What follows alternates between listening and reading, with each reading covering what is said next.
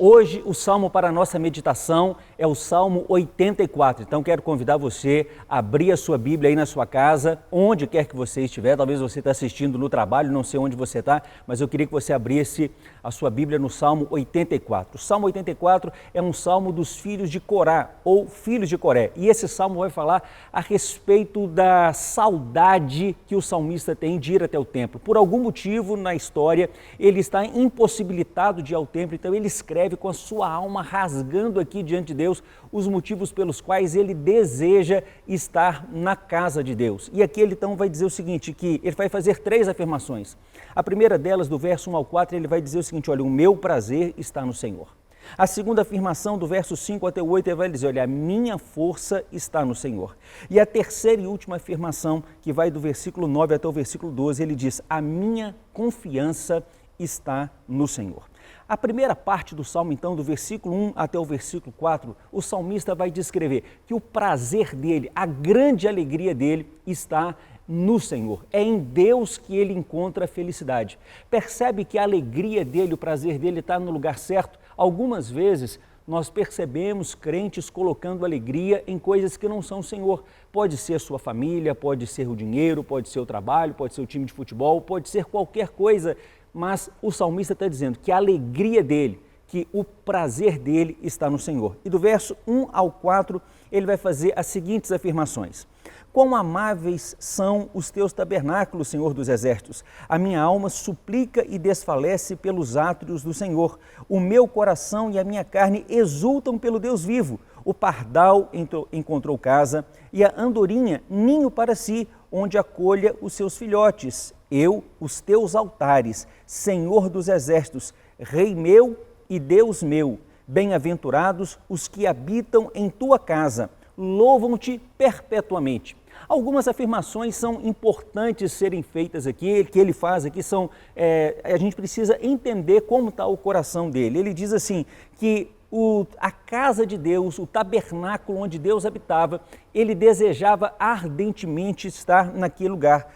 Ele diz que a alma e o corpo dele suspiravam de anseio de estar nessa presença, de estar naquele lugar, e ele não poderia estar lá. E ele diz aqui, ele faz uma comparação, olha, Senhor, até os pardais, até as andorinhas conseguem fazer ninhos perto do Senhor, mas eu não consigo estar na tua casa. E aqui algumas informações importantes. Por que ele usou a figura do pardal? Por que ele usou a figura da andorinha?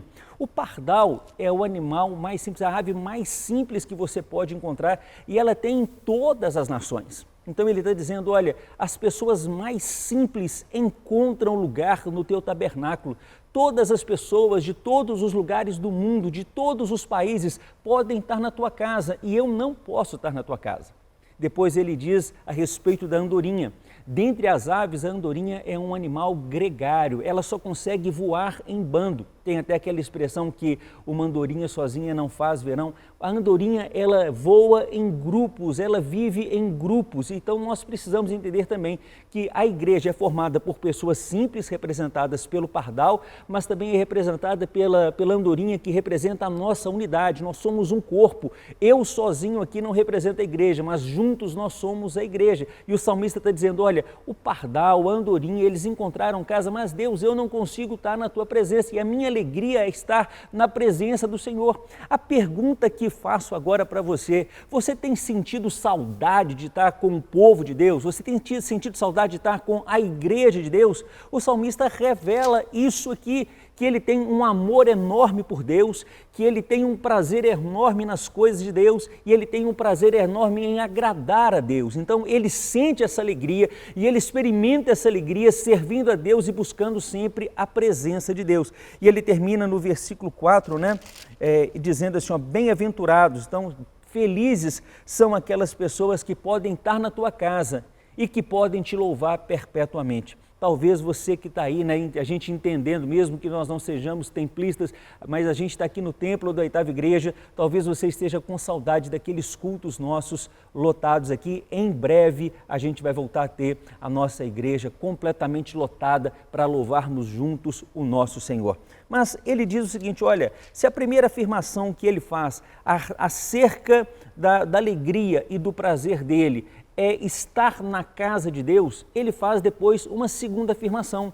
E a segunda afirmação é que a força dele está em Deus. A minha força está em Deus. E ele vai dizer isso do versículo 5 até o versículo 8. E do verso 5 até o verso 8 ele diz assim, ó: bem-aventurado o homem cuja força está em ti, em cujo coração se encontram os caminhos aplanados, o qual, passando pelo vale árido, faz dele um manancial de bênçãos, o cobre a primeira chuva.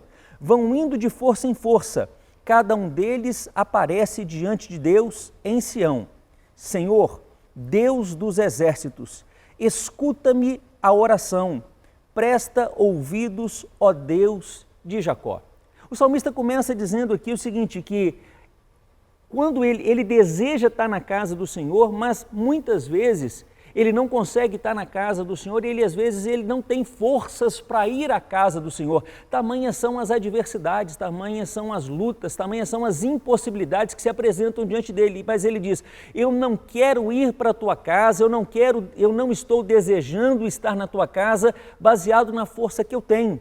A força que eu tenho é a força que está no Senhor e por isso ele diz, bem-aventurado, feliz é o homem cuja força está em Deus. Bem-aventurado é aquele homem que não confia na força do seu braço, mas que confia na força e no poder do Deus que criou o céu e do Deus que criou a terra. Aquele Deus que supre todas as nossas necessidades, que nos visita e que derrama sobre nós toda sorte de bênçãos espirituais. Nós precisamos entender que o salmista está reconhecendo que ele precisa encontrar força e a força que ele vai encontrar, essa força está em Deus. Ele diz assim, em cujo coração se encontram os caminhos aplanados. Ele está dizendo que existem os vales, e os vales são como se fossem buracos, e ele está numa posição em que o coração dele não está oscilando, o coração dele não está enfiado no meio de um medo.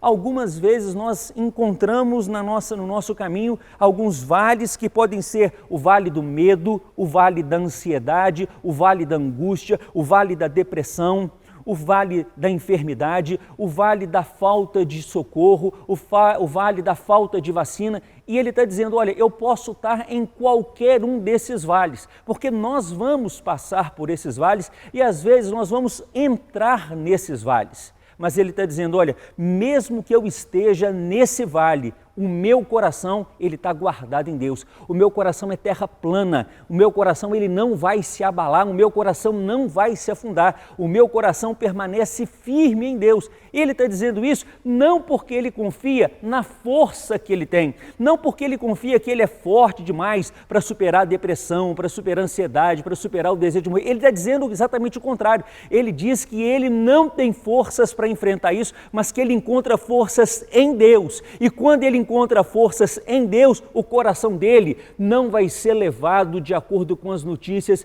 que estão passando na televisão, não vai ser levado de acordo com aquilo que você fica olhando na internet. Quando nós temos os nossos pés firmados em Deus e nós confiamos nele, confiamos na sua força e confiamos no seu poder, não importa onde estejam os nossos pés, o que importa é onde vai estar o nosso coração. Nesse momento agora, eu não sei onde os seus pés estão. Nós temos milhares de pessoas assistindo esse culto aqui agora. Desses milhares de pessoas que estão assistindo ou que vão assistir ao longo dessa semana, eu não sei onde estão os seus pés, mas se a sua força está em Deus, eu sei onde está o seu coração. O seu coração é terra plana.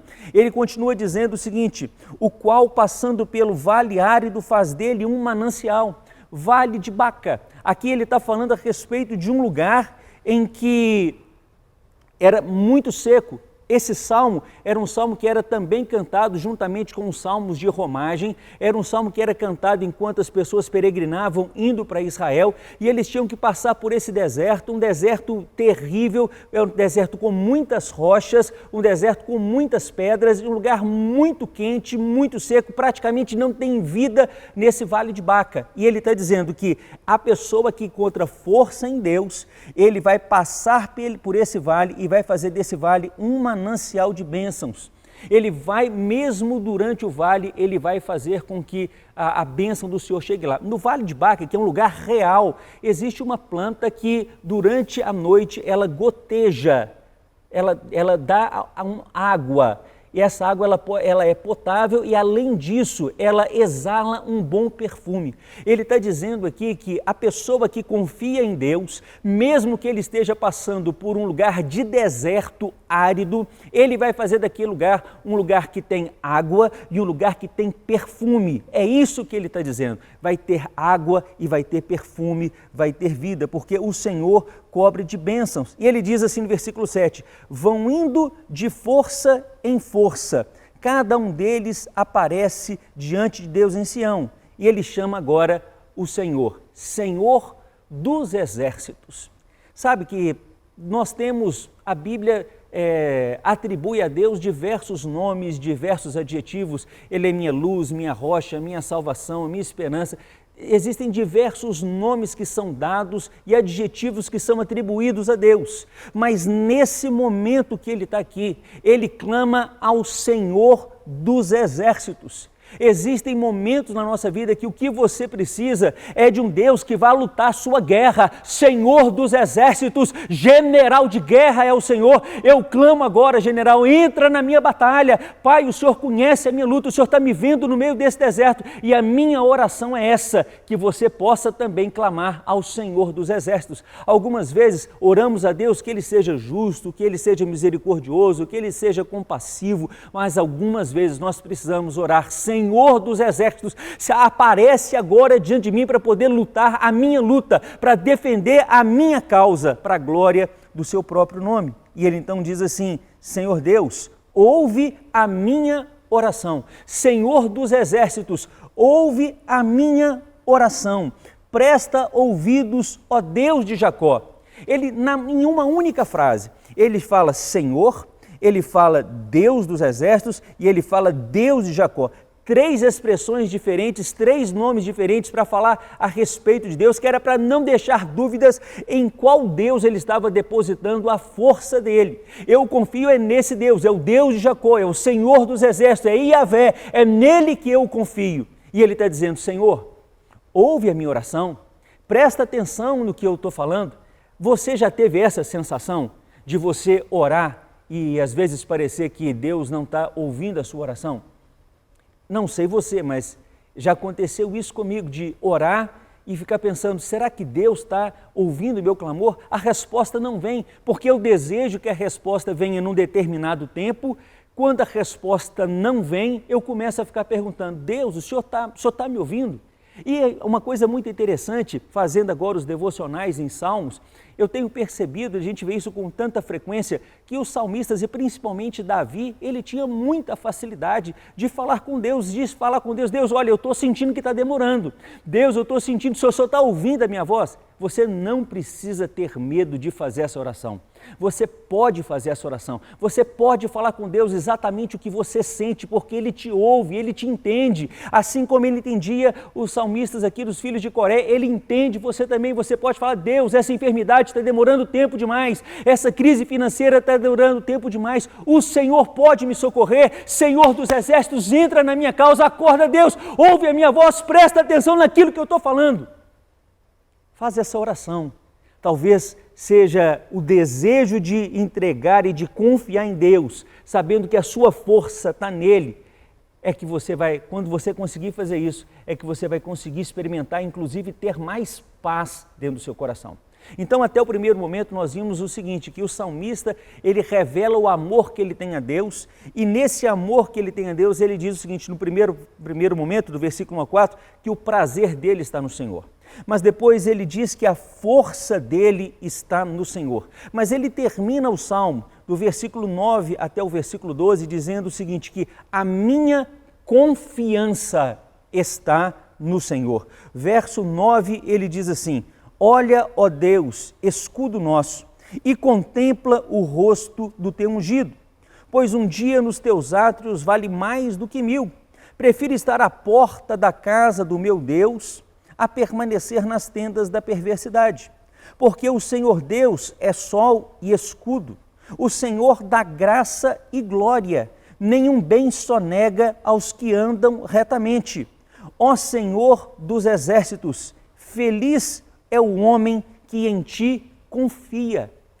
Ele está dizendo aqui uma coisa que a gente encontra e a gente vai perceber esse mesmo sentimento lá no Salmo 91. No Salmo 91, o Salmo 91 começa dizendo o seguinte: o que habita no esconderijo do Altíssimo e descansa à sombra do Onipotente, diz ao Senhor, meu refúgio e meu baluarte, Deus meu, em quem confio. Confiança em Deus. O salmista lá no Salmo 91, ele diz que nós precisamos habitar, que nós precisamos descansar e que nós precisamos confiar em Deus. Aqui ele está dizendo que a confiança dele, feliz é o homem que em ti confia. A confiança é o passo mais alto da nossa fé. É quando nós falamos com Deus assim, Deus, eu posso até estar imaginando que o Senhor não está ouvindo a minha oração, como ele falou aqui no versículo 8. Escuta, Deus, presta atenção, escuta a minha oração.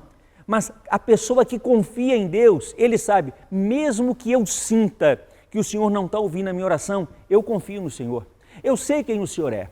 Eu sei que o Senhor é o Deus que tem o controle de todas as coisas no mundo. Eu sei que no meio dessa pandemia, o Senhor continua sendo Deus. Eu sei que em meio a todas as confusões políticas, sociais, econômicas que o mundo inteiro está vivendo, eu sei que o Senhor continua no controle de todas as coisas. Eu confio no Senhor.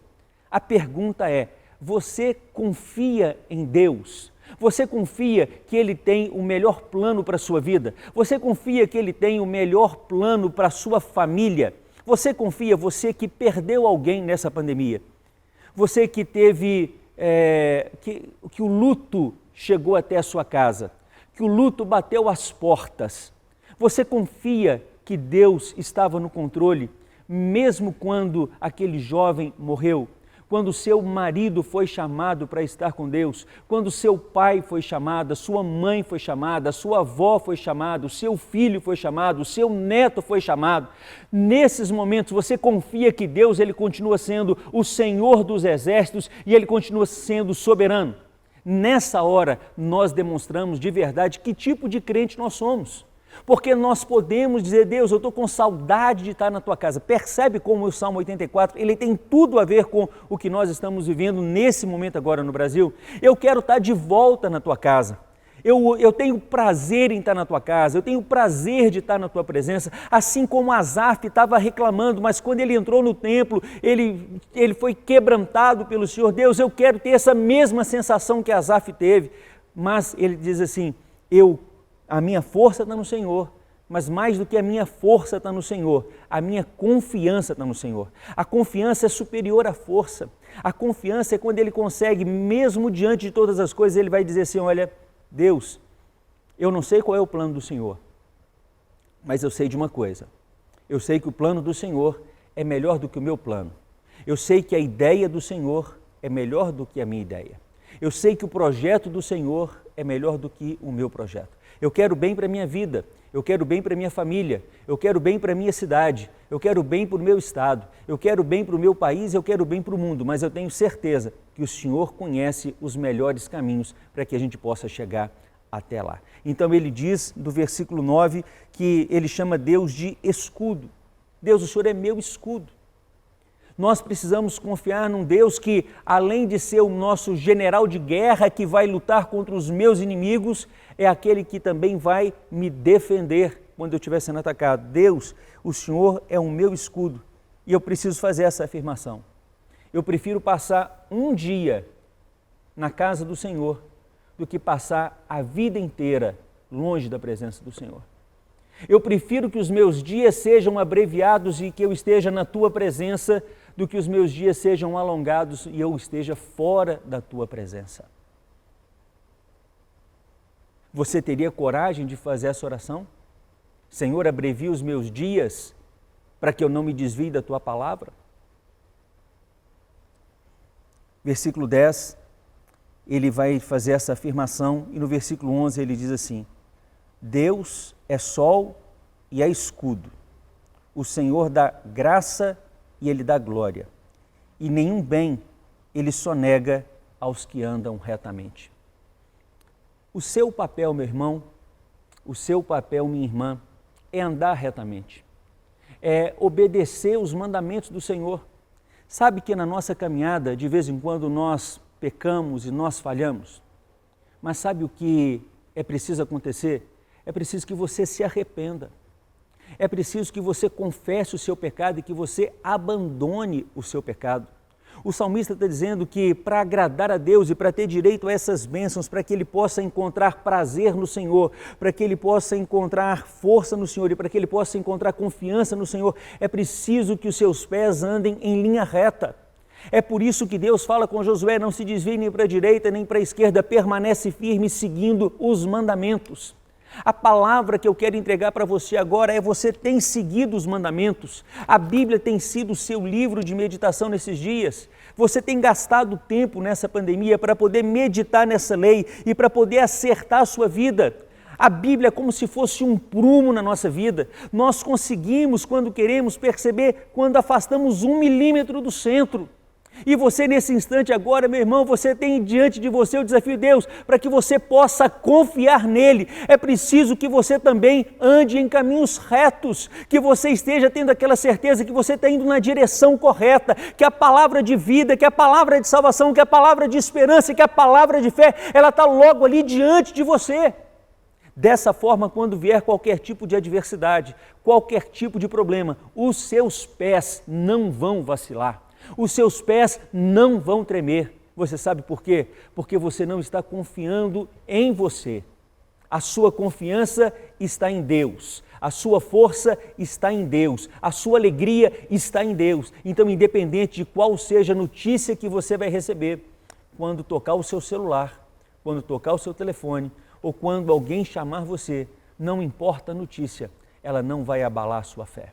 Nesse momento em que nós temos tantas pessoas enfermas, tantas pessoas buscando vaga agora nas UTIs dos hospitais, não apenas aqui da nossa cidade, mas em várias cidades espalhadas pelo mundo. O que eu quero dizer para você é que você continue encontrando prazer de estar na casa de Deus, prazer de estar na presença de Deus. Nós somos como aquele pardal e nós somos como aquela andorinha. A igreja está aberta para todas as pessoas e nós vamos andar juntos. Mas nós precisamos encontrar forças em Deus e confiar nele. Eu confio em ti, Senhor. E você? Tem confiado? Que o Senhor Jesus te abençoe, que ele te guarde hoje e sempre. Amém. Olá, gente boa! Muito obrigado por você estar conosco nesse vídeo. Que o Senhor Jesus te abençoe e te guarde. Não deixe de dar o seu like. Também inscreva-se no nosso canal e nos acompanhe nas redes sociais. O Senhor Jesus te abençoe e te guarde. Um grande abraço.